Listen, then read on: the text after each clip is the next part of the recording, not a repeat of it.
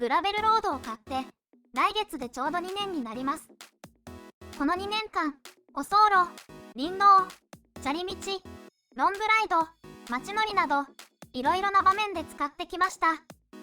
ただ、グラベルバイクって結構賛否が分かれるカテゴリーですよね。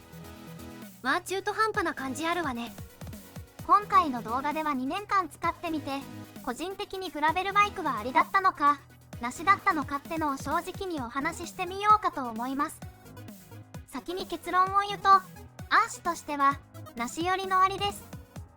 また微妙な。買って後悔はしていないし、今もちゃんと乗ってます。ただ、絶対に必要かと言われると、そうでもないです。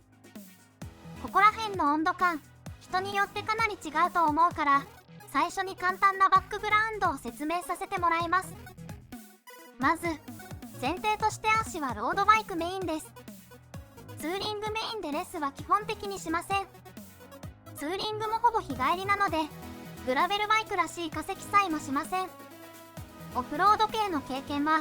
マウンテンバイクも一応持ってるけど、ほとんど乗り込んでないです。自転車じゃなくていいなら、モトクロスの真似事を数年やってました。上手くならないし、いつか死にそうだからやめたわね。技術的にはその程度だけど、オフロード系はかなり好きで、クロスバイクとかモタードとか、オンとオフのクロスオーバー系の乗り物も好きです。なので、グラベルバイクというカテゴリー自体には、もともと好意的でした。実際に乗っているグラベルバイクは、キャニオンのグリズル CF です。グリズルはツーリング向けのグラベルバイクのシリーズですが、これは割とシンプルな作りなので、軽快でスポーティーな走行も可能です。完成車の購入価格は40万円ちょっとで、一応ミドルクラスということになるでしょうか。世間一般的には高級車よ。この2年間の主な用途は、ツーリングと、たまに街乗りです。明確に走りたい林道や砂利道がある時にも使いますし、特にルートを決めずにフラフラ走るようなツーリングでも使います。こういう前提でお話しさせてもらうのでよろしくお願いします。このバイクで一番気に入ってる点は、程よい走破性でオフロード欲を満たせることです。マウンテンバイクほど走破性が高すぎないのが逆に良いんです。例えばこんくらいの道だと、マウンテンバイクの走破性ならただ通過するだけって感じで、オフロード欲を満たせません。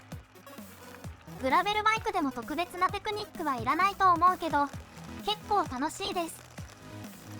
マウンテンバイクの走破性を活かせるのは、ここ走っていいんですかね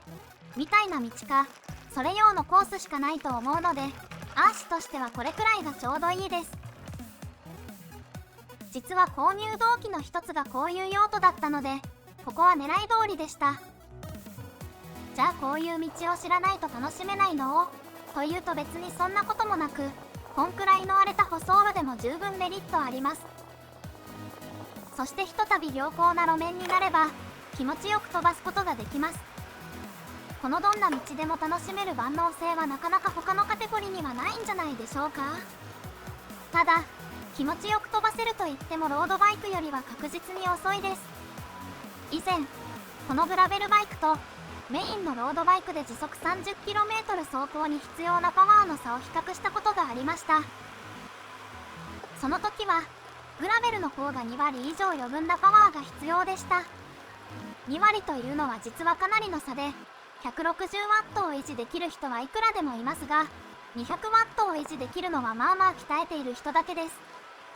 つまり、同じくらいの脚力の人がロードバイクに乗っている場合、グラベルバイクでついていくのはほぼ不可能ということです。それでも、個人的にはソロで走ってる分には舗装路での進みが悪くてストレスって感じにはならないです。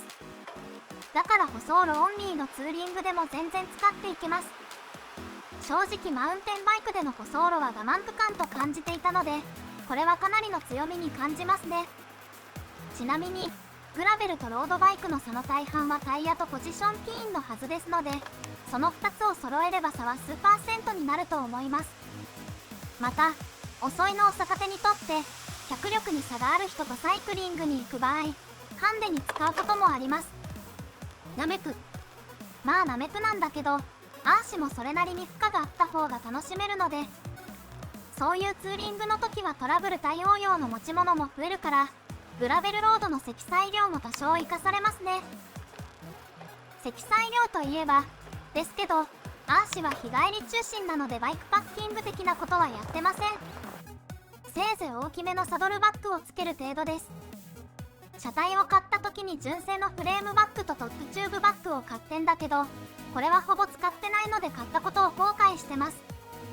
なのでアーシはグラベルロードのポテンシャルを 100% 使い切っているとはとても言えないです。それでも2年間結構楽しく使ってきました。全ての機能を使い切ろうと思わないでいいと思います。気楽に行きましょう。よくあるグラベルバイクは走るフィールドがないよ問題についても少し触れときます。グラベルバイクの最も得意なフィールドは映像のように平坦な砂利道かと思います。日本の未舗装路といえば林道だけど、基本的に急勾配すぎてあまりグラベルロード向けとは言えないです。映像のような緩い勾配の林道はレアケースです。林道がないなら河川敷を走ればいいじゃないとよく言われますが、河川敷の未舗装路も関東平野にはたくさんあるのは知ってるけど、ない地域も多いんじゃないかな。少なくとも今住んでいる地域にはほとんどありません。だからフィールド難民になる可能性は残念だけど結構あると思います。グラベルをバリバリ走りたいよって目的で買う人は事前にお友達に走れる場所を聞いた方がいいでしょうね。行けない場所を走っちゃう人もいるらしいから、そういう人には注意しましょう。一旦まとめます。アーシはこんな感じにグラベルバイクを 100% 活用はしてないけど、まあまあ楽しく使ってます。それでも梨よりのアリなんだ。そうだね。やっぱり弱いところは突き抜けた部分が少ないってとこかと思います。そこそこの走破性でオフロードを楽しむってのも別にクロスバイクとかでもいいし、なんならロードバイクそのものでもやろうと思えばできます。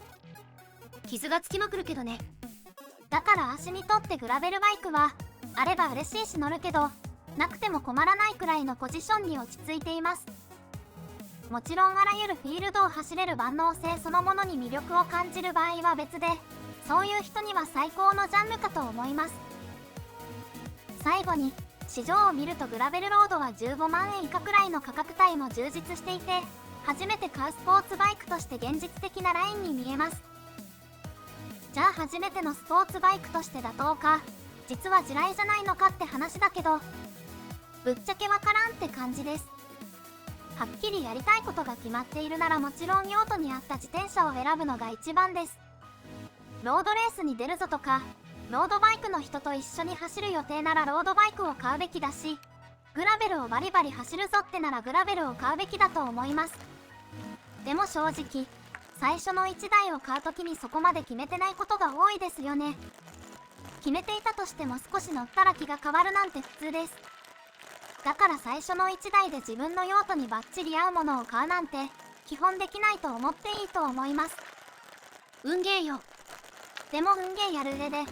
グラベルバイクは悪くない択だとは思います。いきなり TT バイクとかダウンヒルバイク買うよりかは全然勝ちの目があります。万能性に魅力を感じたり、もっと単純に見た目のワイルドさが気に入ったなら全然買っていいと思います。少なくともアーシは知り合いが買おうとしても止めません。というわけで、アーシなりのグラベルバイクの評価でした。今日の動画はこれで終わりです。この動画を気に入ってくれた人はチャンネル登録とか高評価をしてもらえると嬉しいです。普段は解説系中心にやっているから、よければそっちも見ていってくださいね。それじゃ、バイバイ。バイバイ。